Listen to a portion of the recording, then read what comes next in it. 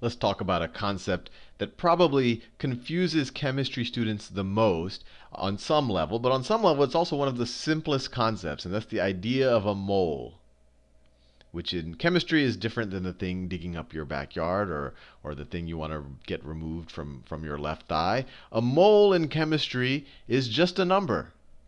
It's just a number, and the number is 6.02 times 10 to the 23. So it's a very huge number, and this is also called Avogadro's number. Maybe I'll do a video on Avogadro. Avogadro's number. But that's all you need to know. A mole is just a number. There are kind of more Byzantine definitions of a mole. This actually is not the. Let me copy and paste it from Wikipedia. This is the Wikipedia's definition of a mole.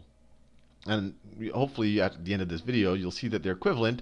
But if you're just getting exposed to the concept, this to me is a very almost, it's just not an easy concept to, they say a mole is defined as the amount of substance of a system that contains as many elemental entities as there are atoms in 12 grams of carbon-12. Well, I just told you that a mole is 6.02 times 10 to the 23. So if you just take the last part, atoms in 12 grams of carbon-12. So that means that there are 1 mole of carbon-12. Let me write it like that. Carbon-12. There are 1 mole of carbon-12 atoms in 12 grams of carbon. And so that's why a mole is useful. So when I could have just written, instead of written 1 mole, I could have replaced this as there's 6.02 times 10 to the 23 carbon atoms, carbon-12 atoms in 12 grams of carbon. How do you figure that out? Or I guess, what else does this mean? I mean, we just had it in carbon. They said it's the amount of substance of any molecule. If you convert between atomic mass units and grams. This I find very confusing.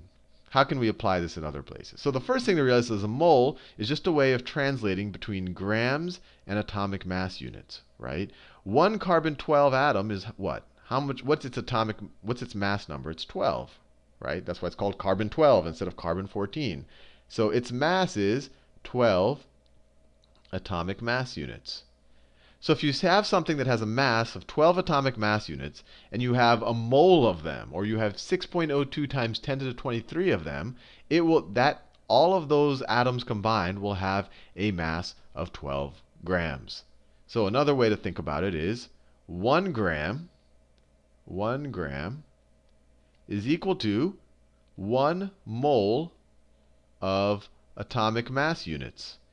I'll write AMUs like that. Or you could write 1 gram is equal to 6.02 times 10 to the 23 atomic mass units. And the reason why this is useful, and it's kind of addressed in this Wikipedia definition there, is it helps us translate between the atomic world, where we deal with atomic mass units, and we deal with, we got an extra neutron now, let's add let's add 1 to our atomic mass number, and translating between that atomic world and our everyday world, where we deal in grams. And just so you know, a gram is still a pretty small amount of mass. I mean, it's 1/1000th of a kilogram. A kilogram's about 2 pounds. So this is about 1/500th of a pound. So this is not much. So there's a ton of atoms in a very small amount in 1 gram of carbon, or at least in 12 grams of carbon, you have a ton of atoms. You have 6.02 times 10 to the 23. And just to hit the point home, I probably should have talked about this in the atom. I mean, this is a huge number, and to maybe visualize it is, if you think of, I was told that the diameter of a hair, if this is a hair and this is the diameter of the hair, if you go this way, there are 1 million carbon atoms. 1 million carbon atoms that way. Or if you were to take an apple, and you were to try to figure out what fraction, if you were to make one of the atoms of an apple, and obviously an apple has a bunch of different types of atoms in it, but if you were to take one of the atoms and make it the size of the apple, then the apple would be the size of the Earth. So apple atom is to an apple as an apple is to the Earth. So these are obviously, it's hard for us to even process things of this size. When you just have 1 gram of, well, let's say you have 1 gram of hydrogen, right? 1 gram of hydrogen. 1 gram of hydrogen. If you have 1 gram of hydrogen, that means you have 1 mole of hydrogen. How do I know that? Because hydrogen's atomic mass number is 1.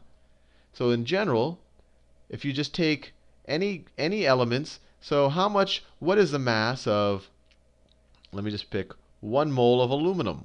1 mole of aluminum. So if I were to take 6.02 times 10 to the 23 aluminum atoms, what is the mass of that collection?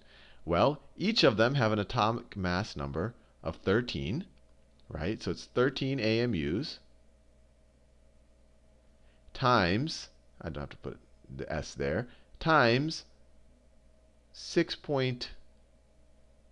Well, I won't write it that way, actually. That'll probably just confuse you. The easy way to think about it is if you have a mole of an atom, you take its mass. Actually, I was taking its atomic number. That's not good.